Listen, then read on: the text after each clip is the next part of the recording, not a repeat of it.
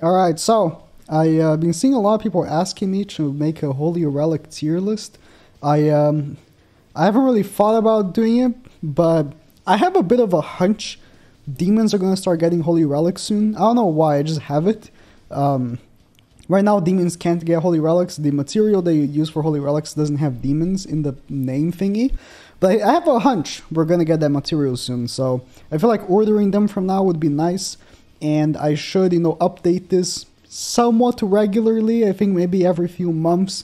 They don't really drop Holy Relics that often anymore. So, yeah, but we have a decent amount. So, how I'm going to do this is, of course, we only have 4 tiers, but you can see I only have one of the character.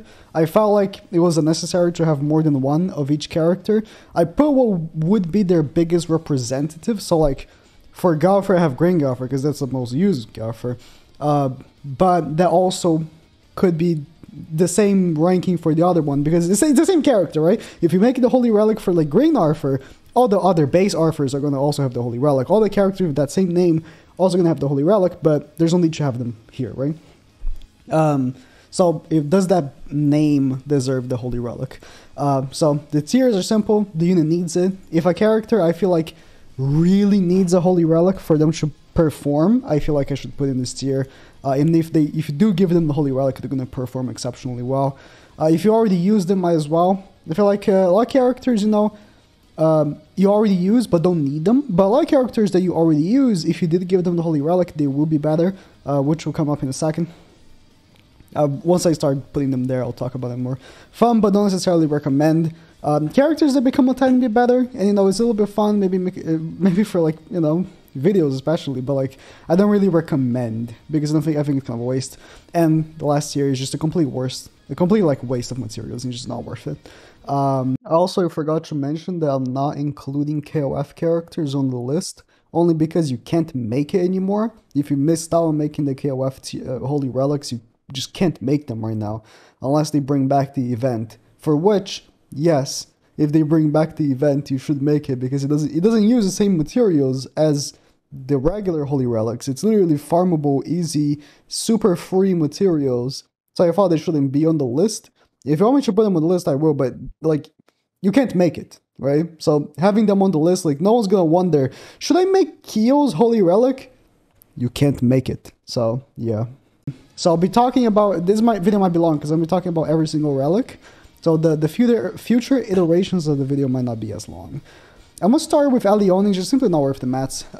Thankfully, a lot of characters like Alioni don't need the purple material for the relic, but even with the Holy Relic, the decreases the hero's damage taken from enemies by 40%. It's just not that great, because he's not bringing anything else to the table, really. He's just bringing this taunt with a bit of damage reduction. If his taunt was a bit better, if he had the same taunt card as Arthur, I think he would be so much better, but it's just simply not worth it. Maybe in the future, if we get another Alioni, and somehow the Holy Relic actually becomes really relevant, yes. But it's just a bit of a waste of mats. It is cheaper than most relics, but because it doesn't have here the cost of relics. But this relic, of course, is much cheaper to do actually than like the one's relic. There's no need for that purple material, and it costs less blue stones, but still, even still being cheaper, I think is kind of a waste. Base Arthur, it's fun, but don't necessarily recommend. Base Arthur, this Green Arthur, I actually really loved using him on the bird. I think he's like fantastic, but his relic doesn't work on the bird, unfortunately.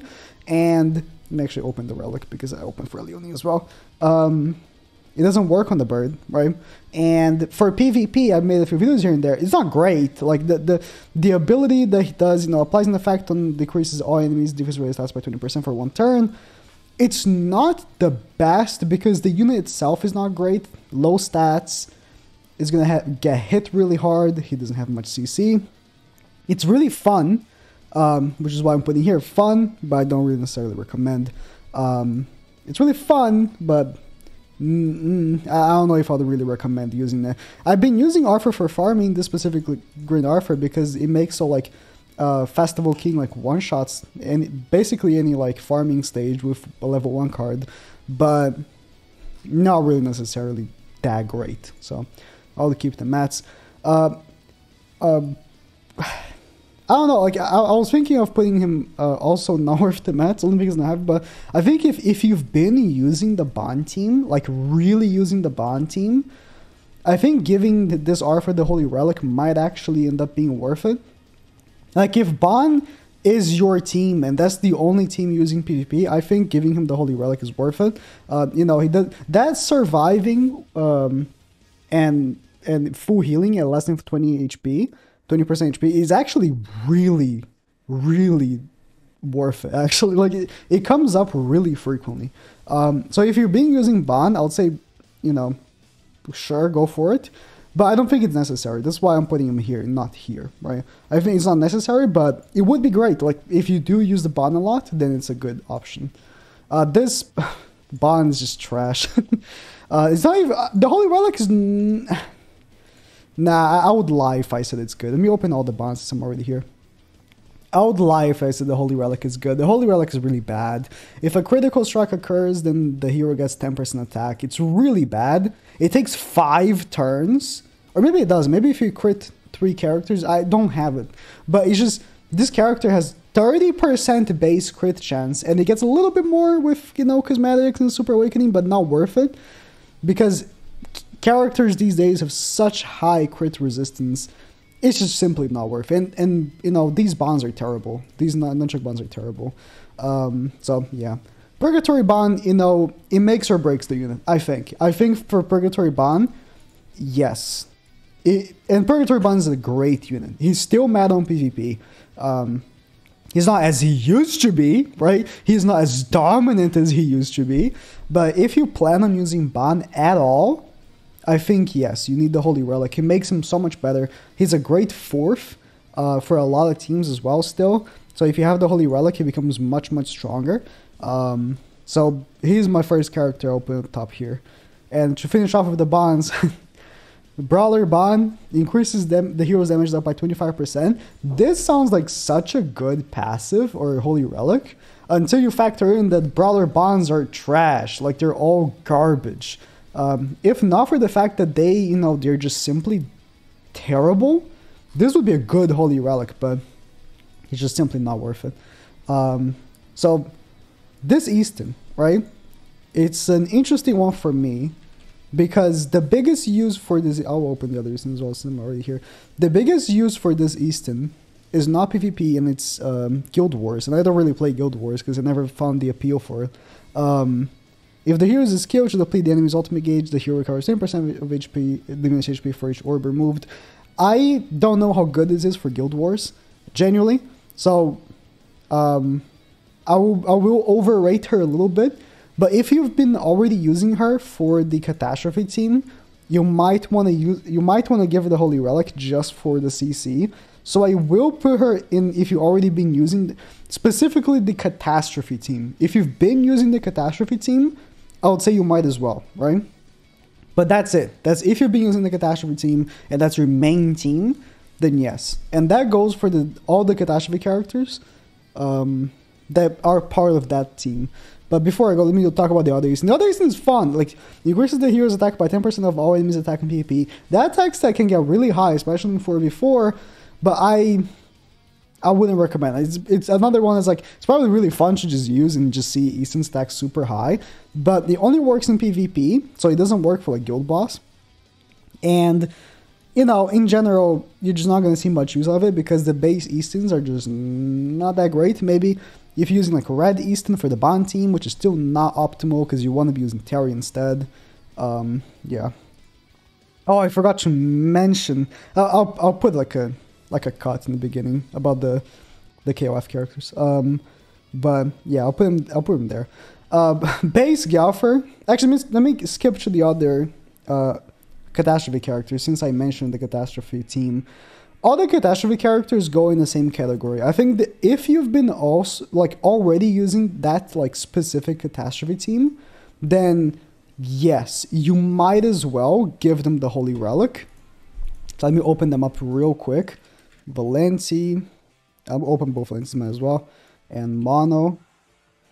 You might as well. Mono's Relic is decent. Like, for me using it, I felt like I was a little bit disappointed.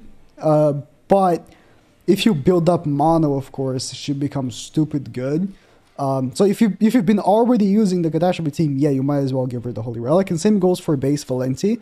Base Valenti is a good part of the catastrophe team, and this ability ends up coming in handy pretty well.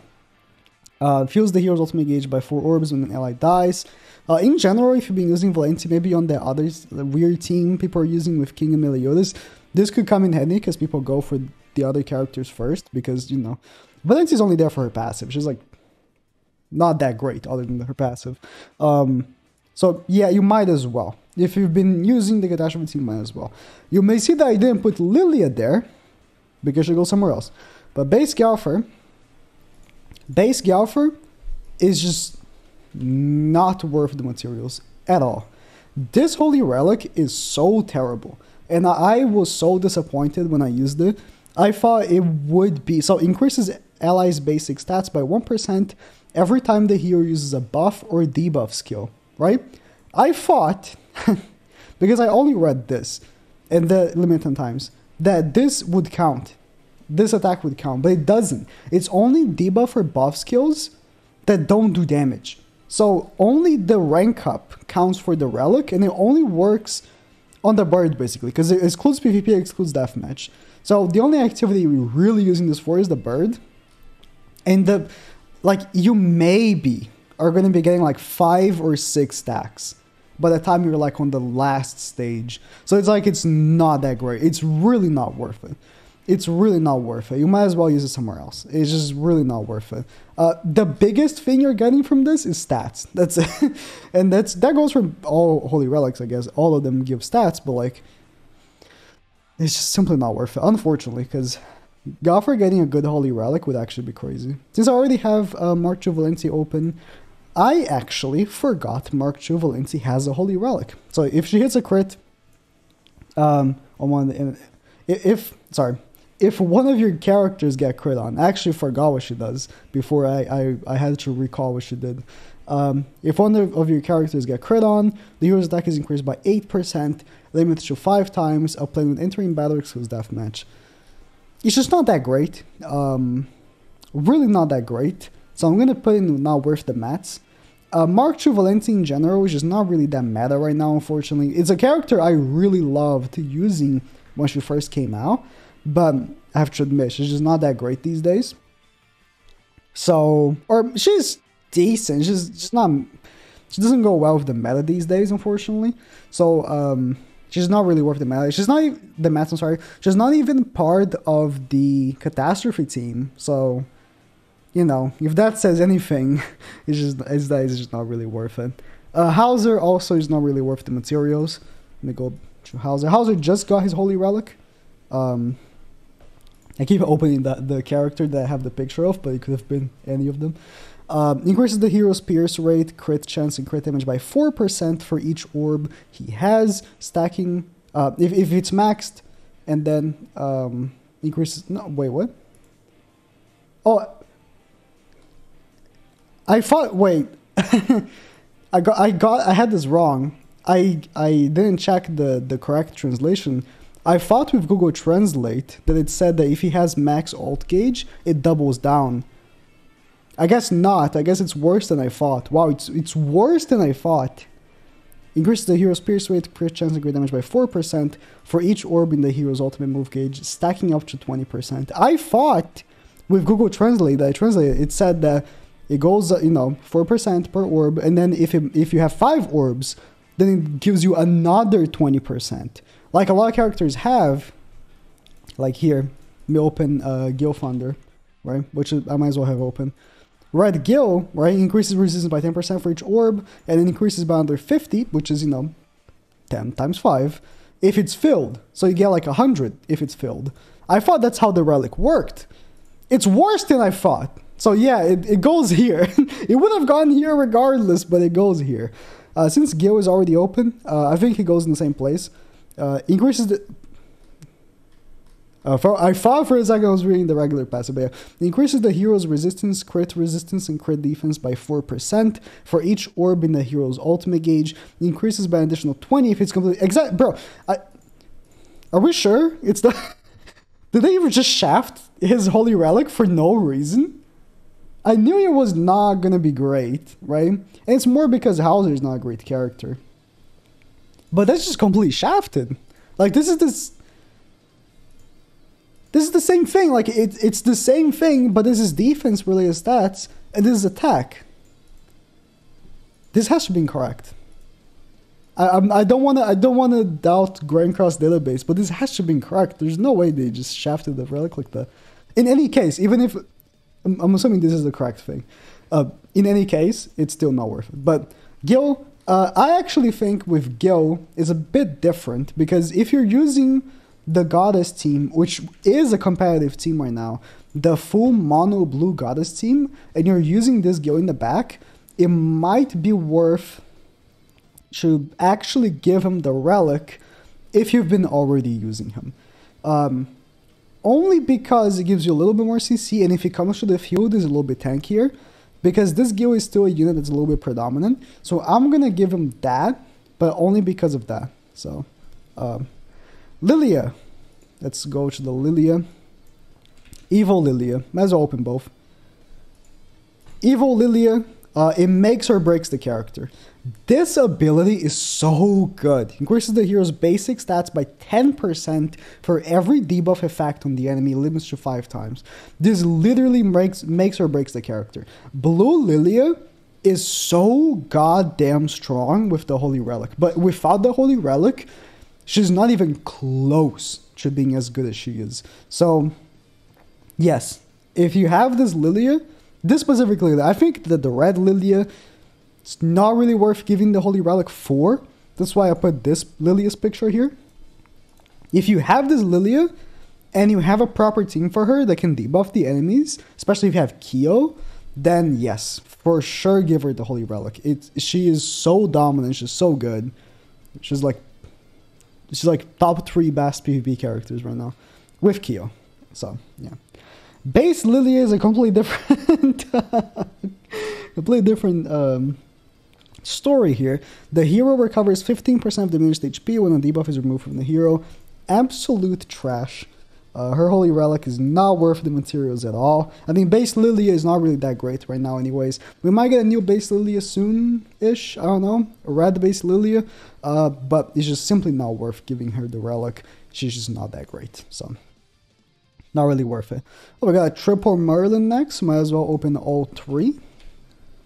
Merlin. Okay, let's start with Lolly Merlin. She just got the relic. Increases the hero's attack by 20% when attacking debuffed enemies, applies before skill activation.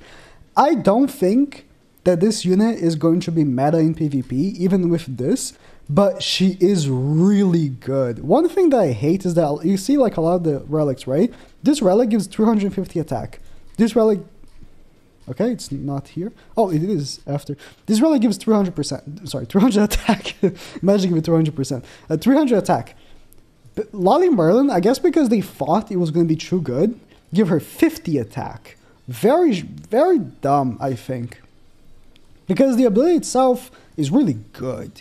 But I don't think it warrants having such lower stats than basically every relic I've seen. But it's still really good. I think that if you've been using Merlin in PvP, like with like an unknown team or something, I think it's definitely worth giving it to her because she is really good. I've given it to her and I've used her. I don't think she's gonna be meta, so I don't think it needs it. But if you've been using her, I think it's worth it. I think it's fun. Like, she hits really hard. So next up is base Merlin. I don't think it's worth it. Base Merlin is just not really great, and if you're going to be using base Merlin, you're probably not going to be using her in an unknown team. So her fact is increases damage dealt by unknown race allies by 35%. In concept, this ability is fantastic, but in practice it's not so much, because if you are going to be using an unknown team, you're most likely wanting to be using a different Merlin other than this one, Lolly Merlin or Beach Merlin. You're probably not going to be using this Merlin specifically, so it really hinders her. If you're going to be using base Merlin, you're most likely going to be using her for the passive, to get extra ultimate gauge, and again, not really in an unknown team. So that's why I don't really recommend giving her the Holy Relic. In concept, though, this is an incredible ability. I think that's why they gave this base Merlin such a strong ability, because they knew, like, people are not going to be using her. So that's why. Beach Merlin decreases all enemies' max HP by 100% of the hero's attack. Applies military in battle, excludes deathmatch. Attack, of course, is a much lower number than HP. So the lower HP there is going to be maybe like 18k, maybe 19, 20-ish if you're using attack crit and you have like RAM to buff the base stats. Applies when entering battles. I'm assuming the RAM buff counts. So it's like a 19 to 20,000 decrease on the enemy stats. I generally don't think it's worth it. I will say though, this Merlin is so good. Like this Merlin is so good. I don't have the Holy Relic, so I'm gonna overrate it a little bit. But I think that it's probably going to be really fun to just use her for nuking characters because they're going to have a little bit less HP and she's going to be having a little bit more attack. So that's the only reason why I'm giving her this tier and not this tier, because the Merlin itself is already so good that they couldn't give her a good ability. Like, they just couldn't. This ability is not that great. They couldn't give her a good ability because the unit itself is so good. But yeah, I think it's probably a decent ability to have if you're really using her, but I don't think I necessarily recommend. Even if you've already been using her, I don't think I really recommend it. The ability itself is just not that great. You're probably not going to make much difference out of just lowering the enemy's attack by like 19k. And that's geared. If you're talking about ungeared, it's even less, you know? So, yeah. Marmus, listen. I don't want to give him this, but it really is not worth it. The ability itself is great, so I've made a few videos on it already because it was fun. He starts with max ultimate gauge. That's the ability. The biggest issue though is that if you go first, right, you don't get the ultimate. You have 5 ultimate gauge, but you don't have the ultimate because you're gonna have 7 cards and then you get the ultimate gauge. So you're gonna have to wait for your next turn. And if you go second, it's even worse because then you're gonna have the ultimate gauge. They can just take it out, and then like you're gonna have the ultimate gauge, and then your turn comes, and then their turn comes again, and then your turn comes where you have the ultimate. So in practice, it's just not that great. In PvE, it's a very similar story where, yeah, you're gonna have the ultimate, but not in the first turn, so it's not that great for like really fast nuking. And if you're gonna nuke, you don't really need this passive if you're not gonna nuke in the first turn. You know, it's very redundant having this because his ultimate is that he decreases any defense with his stats, right? So if you're gonna do this so quick, most likely than not, you're not gonna have the ults for the other characters either. It's just, in practice, it's way worse than in Fury. But the ability itself is not terrible. It's just like, you know, in practice, it just doesn't end up working like that. And right now, Marmus doesn't have any real use. Guild Boss doesn't really use Marmus. There was a Guild Boss that Marmus was good for, but not anymore. So I'm gonna have to give him that. But it was kind of fun. Like I almost want to put him in fun, but it's just simply not worth it. Even if because you're gonna have fun maybe once or twice, and that's it, right? Well, these characters you're gonna have more fun like more frequently. Roxy, I think, goes in the same category as fun, but I don't necessarily recommend. Roxy is a very interesting, very interesting relic, because her relic has no effect, but it gives her a massive boost in stats. You remember the 50 attack only Merlin got? Roxy got 850 attack. So that's it. All that it does is gives a massive boost in stats. But Roxy herself is just not great. You know, this Roxy in 4v4, if you have all human allies and you have the Holy Relic, is going to be hitting quite hard. But still, I've been playing 4v4 and none of the big whales are using this. So it's a sign that it's not really that great. But it's definitely fun. Again, another relic I don't have because I just didn't think it was worth it. And for videos I've seen of JP Wales using it, she still hits like okay. She doesn't really hit that hard, not even close to the current, you know, DPS characters. So it's just not really that worth it. Twigo, yes, if you're using him, you might as well. So, you know, I should put him alongside Arthur here. Twigo's Relic, like legitimately, if you are using the Bond team and you don't have Twigo's Relic, you are not using the Bond team. His Relic is so good for the Bond team, it's not even funny. Applies an effect on the hero for 2 turns, which increases HP related stats by 30%, taunts enemies at the start of the battle. If you're using the Bond team and one of your characters die, Twigo comes to the front with a 2-turn taunt that is just, it's like there. They can't do anything about it unless they have a buff remover or something, but they're gonna have to kill Twigo to get over that because it's 2 turns with a character that has a lot of HP, because, you know, you're gonna have all the HP buffing from their team. So yeah, if you're using Twigo, for sure give him the Relic. Shin, we're almost done, I promise. Shin is really fun, you know. I've seen videos of people really like getting some like really nice numbers of Shin. Not that great. Increases the hero's damage dealt by 50% when attacking debuffed enemies. Very similar to Merlin, but Merlin is 20% and Shin got much more attack. The difference being is that, you know, Shin, he doesn't hit Merlin numbers, right? But yeah, in practice, it's not as good as it would sound in theory. 50%, like 50%? But it's just Shin doesn't really hit that hard these days. If you're going to be using him for farming, I'm sure it's going to be really good. But that's about it. And even for farming, I'm pretty sure you don't need all that, you know?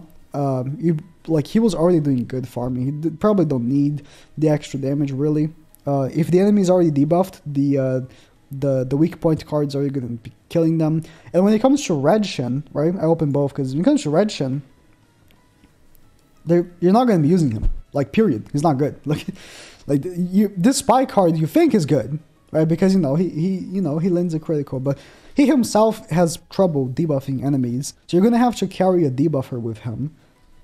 Then he can do damage. It's just not that great. Like, Red Shin, I love Shin, but he's just not that great. So, but it's fun. It's definitely fun. You're going to see some good numbers. Slater. I gave Slayer the Holy Relic, actually, because I thought it would probably be fun. Slayer's Relic is, if a critical strike occurs from the hero's skill used against an enemy, it's a weird way of wording that, the hero's attack is increased by 15%, limit to 5 times. It's another relic that is cheaper, you know, just like I should have mentioned, like Gilfunder's Relic is cheap. You don't need the purple materials. Hauser's Relic is cheap. You don't need the purple materials. But I don't think I recommend this. Like, there's not really much use of him. I did it just because I thought it was going to be fun.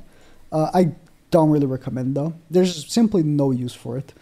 Maybe you can say, oh, if I can use like Red Slater, or the other Red Slater, like SR Red Slater, like lower the crit resistance, get a crit, but like his base crit chance is not that great. So like the only character you're really using that for is like Blue Slater, right? And for what? For Red Demon?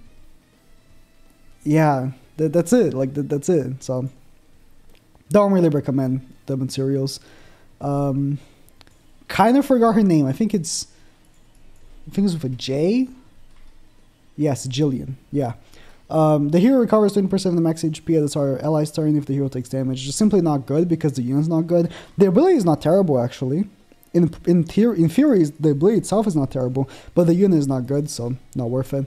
I was gonna call him Gibraltar. Oh my god, I've been playing Apex. I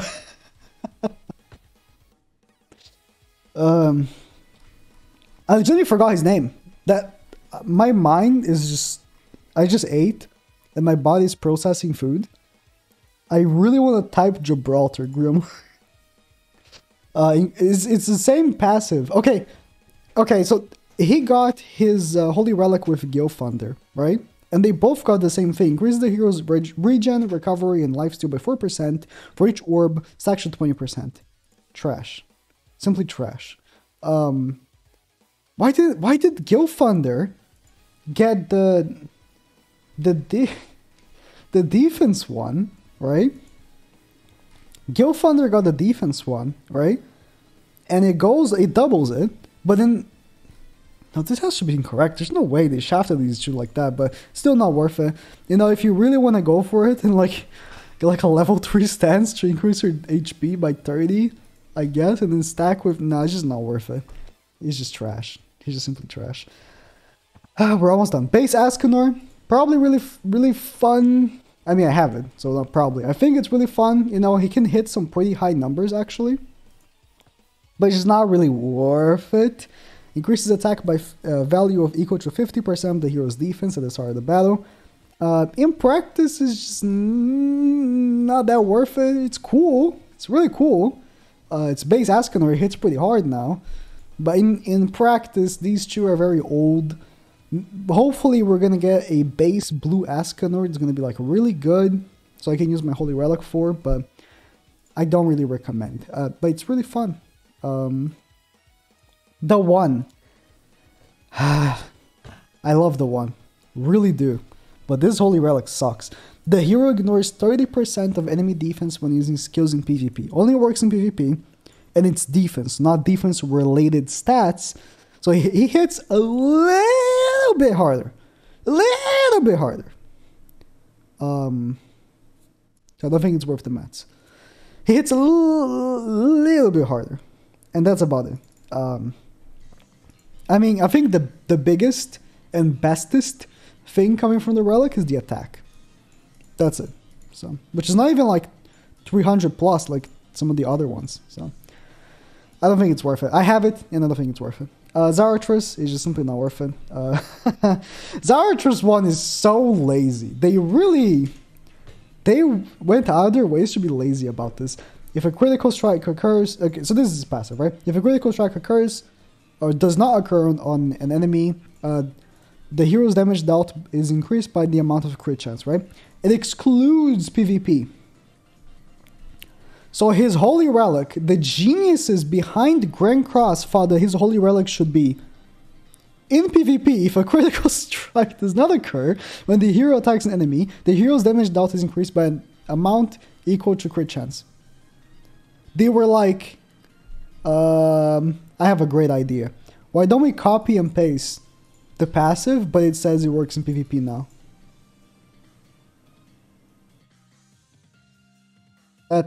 The moment of silence was for the job of whoever was the intern who followed that. Please fire him. This was stupid. So yeah, it's trash. Yeah, Holy Relics, as you can see, are not that great in general. Like they're pretty decent. A lot of them, you know, the Lilia and the Bond specifically, like they're really good. But a lot of them are either cool, decent, or mediocre. So hopefully more Holy Relics in the future are going to be like great. But yeah, that's about it. I knew this video was going to be long. Freaking 32 minutes? Oh man. You should watch this in like 1.5 speed. God damn it. Oh yeah.